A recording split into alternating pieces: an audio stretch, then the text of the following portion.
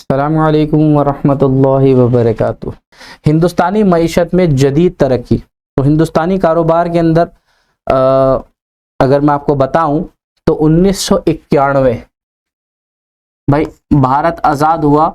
1947 के अंदर हमारा मुल्क आज़ाद हुआ और उसके बाद हमने काम करना शुरू किया। क्या किया कि 1951 से हमने प्लानिंग करनी शुरू करी। क्या करनी शुरू करी? प्लानिंग, कि भाई आगे आप मईशत को कैसे लेके चलना है, क्या मकसद हमें बनाने हैं, ये सारी चीज़ें हमने करी।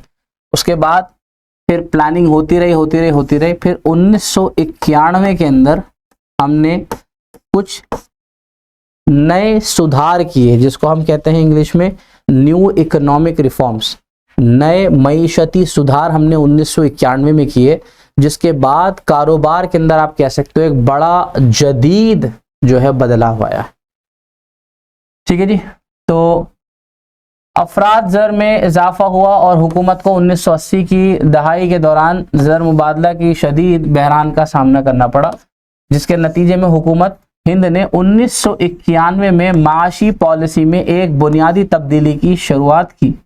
1991 के अंदर हमने एक माशी पॉलिसी में तरक्की के लिए और एक नई पॉलिसी का इस्तेमाल किया। ठीक है जी, जिसका नाम पड़ गया था LPG पॉलिसी। क्या नाम पड़ गया था? LPG policy. 1991 के अंदर हमने ये बदलाव किया। तो यहाँ पर जो L है वो L इसको कहते हैं जिसका नाम है लिबरलाइजेशन। ठीक है जी, जिसको उर्दू में कहते हैं कारोबारी आज़ादाना माहौल। दूसरा नाम है P यानी प्राइवेटाइजेशन, जिसको हम इंग्लिश में और उर्दू में कहते हैं निजीकारी। और तीसरा है G, जिसको कहते हैं ग्लोबलाइजेशन। इसको उर्दू में भी ग्लोबलाइजेशन ही कहते हैं। तो 1991 के बाद जब ये नई माशी पॉलिसी आई तो उसके बाद हमने काफ़ी बड़ा बदलाव देखा भारत के अंदर कारोबार को लेकर। अब इन तीनों का मोटिव क्या था, इन तीनों एलिमेंट्स का इस्तेमाल क्या था, वो समझते हैं। नाम है LPG पॉलिसीज। ठीक है जी, लिबरलाइजेशन, प्राइवेटाइजेशन एंड ग्लोबलाइजेशन। देखो 1991 से पहले तक इंडिया मतलब गवर्नमेंट ने यानी हुकूमत ने जो प्राइवेट सेक्टर था, जो हमारा निजी इलाका था, जिसको हम निजी इंडस्ट्रीज भी कह सकते हैं, उसके ऊपर काफ़ी पाबंदियां लगा रखी थी। काफ़ी पाबंदियां, भाई लाइसेंस दिखाओ, अपना कारोबार बढ़ाना है तो उसके लिए हमसे इजाज़त लो। ठीक है जी, नया कुछ खोलना है तो उसके लिए इजाज़त लो। बड़ी पाबंदियां थी किस पर? प्राइवेट सेक्टर पर। मतलब काफ़ी उनको रोका जा रहा था। तो ये आने के बाद उसमें काफ़ी छूट मिली। तो यहाँ पे आप नाम ही देख सकते हैं, क्या है? कारोबार का आज़ादाना माहौल, लिबरलाइजेशन। ठीक है भाई साहब। तो अब क्या हुआ? कारोबारी इदारों की रवानी से काम करने में गैर ज़रूरी इख्तियारात और पाबंदी को खारिज करने के अमल को लिबरलाइजेशन कहते हैं। तो 1991 से पहले जो आपने अलग अलग किस्म की पाबंदियां और शराइत इन कारोबारी इदारों पर लगा रखे थे, 1991 में लिबरलाइजेशन आने के बाद आपने वो पाबंदियां और वो जितने भी आपने उनके ऊपर गैर ज़रूरी इख्तियारात कर रखे थे, उन अमल को आपने खारिज कर दिया। तो लिबरलाइजेशन आने का फ़ायदा आपको यहाँ पर हासिल हुआ। ठीक है जी। क्या हुआ जी इससे फ़ायदा? बेशतर सनतों में सनती लाइसेंस की ज़रूरत को ख़त्म कर दिया गया। लो जी, पहले इसके अंदर क्या था कि हर सनतकार को लाइसेंस लेना पड़ता था, सरकार से खुसूसन इजाज़त लेनी पड़ती थी। अब लिबरलाइजेशन आने के बाद कुछ चंद सनत को छोड़कर बाकी के अंदर लाइसेंस को ख़त्म कर दिया। कुछ कितनी है? कुछ 6 हैं। हाँ, 6 सनतें ऐसी हैं जिसके अंदर अभी भी आपको लाइसेंस की ज़रूरत है, जैसे शराब, जैसे ड्रग्स, जैसे डिफेंस इक्विपमेंट, जैसे एटॉमिक। ठीक है जी।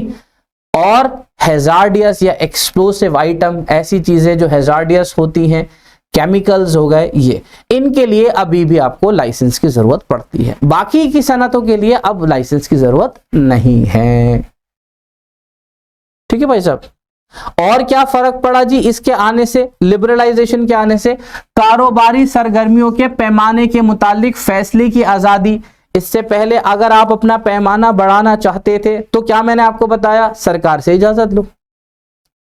अब लिबरलाइजेशन आ गई, आप अपने कारोबारी सरगर्मियों के पैमाने को बढ़ा सकते हो, कोई खास जरूरत नहीं है आपको उनसे इजाजत लेने की। अशिया और खिदमात की कीमत तय करने की आजादी। हाँ, सरकार ने यहां भी छूट दे दी कि आप अपनी अशियाओं की खुद कीमत तय कर सकते हो। ठीक है जी, आपको जो भी अपनी अशिया की खिदमत की कीमत रखनी है आप वो तय कर सकते हो। एक्सपोर्ट और इंपोर्ट के तरीकेकार को आसान बनाया। पहले ये काफी डिफिकल्ट था, जिसकी वजह से भारत से सामान बाहर बेचना भी मुश्किल था और वहां से सामान मंगाने में भी दुश्वारी होती थी। लेकिन इस पॉलिसी के आने के बाद एक्सपोर्ट इंपोर्ट का जो तरीका नज़म था उसको आसान कर दिया गया और टैक्स की शरह में भी तखफीफ की गई, यानी आसानी लाई गई और उसके अंदर कमी भी की गई। ये टैक्सेस काफी ज्यादा लिए जा रहे थे 1991 से पहले और ये टैक्स का जो प्रोसीजर था वो भी काफी डिफिकल्ट था, जिसकी वजह से लोग टैक्सेस पूरे नहीं दे रहे थे। तो सरकार को लगा कि हमें टैक्स की शरह में कुछ बदलाव करने की जरूरत है, क्योंकि लोग टैक्स की चोरी कर रहे हैं। तो लिहाजा अगर हम टैक्स के अंदर कुछ बदलाव करते हैं तो हमें ज्यादा होगा, और वही हुआ। उसके बाद टैक्स बढ़ा, काफी बढ़ा, टैक्स की कलेक्शन बढ़ गई। हिंदुस्तान में गैर मुल्की पूंजी और गैर मुल्की टेक्नोलॉजी का राग़िब करने के लिए पॉलिसी को आसान बनाया गया। वही वायदी बात 1991 से पहले अगर भारत में से कोई भी शख्स या कोई भी फर्म बाहर से कोई टेक्नोलॉजी इंडिया में लाना चाहता था तो काफी पाबंदियों का सामना करना पड़ता था जी। लेकिन अब वही ये पॉलिसी आने के बाद आपको इसके अंदर भी राहत और आसानी मिली। Freedom to import capital good, अगर आप बाहर से कोई भी मशीन कोई तकनीक मंगाना चाहते हो आजाद है, आप मंगा सकते हैं। ठीक है जी। इस आजादाना माहौल के अमल के जरिए हिंदुस्तानी मईशत आजाद हो गई और बड़े पैमाने पर दुनिया के तामिल करने का आगाज हुआ, जिसका नतीजा यह हुआ कि गैर मुल्की कारोबार इदारों को हिंदुस्तान में दाखिले में सहूलत हुई। इससे पहले याद रखिए आपको हिंदुस्तान में दाखिले के लिए बड़ी दिक्कत होती थी, काफी पाबंदियां लगा रखी थी अपने ऊपर भी, यानी अपनी इंडस्ट्रीज पर भी और बाहर की इंडस्ट्रीज पर भी, कि उनको आने पर काफी पाबंदी होती थी। लेकिन क्योंकि ये पॉलिसी आई तो उसके बाद ये पाबंदियां हटी और एक बड़ा माहौल हमारे सामने आया और काफी आसानी हुई। और आसानी का फायदा आज आपके सामने है कि आप इंडिया में देख सकते हैं आपकी खाने की, पीने की, पहनने की, ओढ़ने की चीजें जो हैं उसमें कितनी चीजें आप भारतीय कंपनियों की इस्तेमाल करते हैं और कितनी चीजें आप गैर मुल्की कंपनियों की इस्तेमाल करते हैं। इससे आपके सामने वो चीज बिल्कुल खुलकर आ जाएगी कि आप कौन सी चीजें ज्यादा खा, पी, पहन और ओढ़ रहे हैं। तो आपके सामने जब वो नाम खुलकर आएंगे तो आप कहेंगे यार ये भी गैर मुल्की ब्रांड है, ये भी गैर मुल्की कंपनी है। तो हिंदुस्तान में जब उनको इजाजत मिली तो उन्होंने उसका पूरा फायदा उठाया। इसका नतीजा ये हुआ कि बेहतर कारकर्दगी और सख्त मुसाबिकत में इजाफा होगा। आखिरकार आज़ादाना कारोबार माहौल तरक्की की पूंजी शरह की तहसील में काफ़ी मददगार साबित हुआ और अशिया की दस्तयाबी और मुकाबला जात कीमतों में आसानी से होने लगी और स्टॉक मार्केट पूंजी बाजार को काफ़ी फ़रोग मिला। यानी आपने स्टॉक मार्केट के अंदर भी जो लोग, एक तो हम लोग अपना पैसा निवेश करते हैं, इन्वेस्ट करते हैं, इसके अलावा बाहर की मार्केट के भी लोग भारत की स्टॉक मार्केट में पैसा इन्वेस्ट करते हैं। तो जब आपने उनको आज़ादाना माहौल दिया तो उन लोगों ने अपना पैसा भारत की स्टॉक मार्केट के अंदर लगाना शुरू किया। इससे कह सकते हैं कि भारत की स्टॉक मार्केट को काफ़ी मदद मिली और काफ़ी फलाह हासिल हुई। अभी की करंट की बात बताऊं तो अब ये फॉरेन इन्वेस्टर्स, जो हमारे गैर मुल्की इन्वेस्टर्स हैं, ये भारत की स्टॉक मार्केट से पैसा निकाल रहे हैं, जो करंट के हालात हैं। अब वो वजह क्या है मैं बता दूं आपको। वजह कुछ भी हो सकती है। वजह ये भी हो सकती है कि उनको नज़र आ रहा होगा कि अब हमें लग रहा है कि यहाँ से इसके अलावा और कोई दूसरी मार्केट है जहाँ पर हमें ज़्यादा मुनाफा होगा, तो वो अपना पैसा यहाँ से निकाल कर दूसरी स्टॉक मार्केट में लगा रहे हैं। जैसे मिसाल के तौर पर जैसे सुनने आ रहा है, जैसे सूत्रों से पता चलता है कि लोग, यानी जो फॉरेन इन्वेस्टर्स हैं, वो अब इंडिया से अपना पैसा विड्रॉ कर चाइना की स्टॉक मार्केट के अंदर इन्वेस्ट कर रहे हैं। तो यहाँ से इस तरह से हो रहा है अभी। लेकिन अगर मैं उस टाइम की बात करूं 1991 के बाद, तो क्योंकि हमने जब आज़ादाना माहौल बनाया तो बहुत सारे इन्वेस्टर को भारत में पैसा इन्वेस्ट करने का मौका मिला और उन लोगों ने पैसा इन्वेस्ट किया।